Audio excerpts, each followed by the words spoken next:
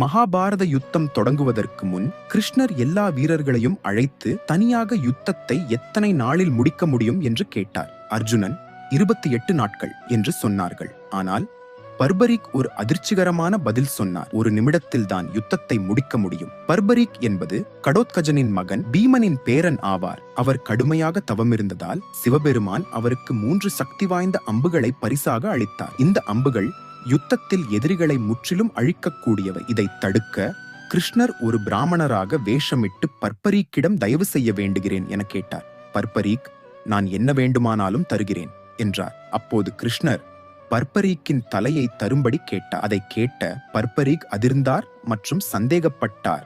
அப்போது கிருஷ்ணர் விஷ்ணுவின் தெய்வீக ரூபத்தை காட்டினார். அந்த ரூபத்தை பார்த்த பர்பரீக் தன் தலையை அர்ப்பணிக்க சம்மதித்தார். அவர் ஒரு வேண்டுகோள் வைத்தார். நான் யுத்தத்தில் கலந்து கொள்ள முடியாத பட்சத்தில் அதை முழுவதுமாக பார்ப்பதற்கான அருளை பெற வேண்டும் என்று.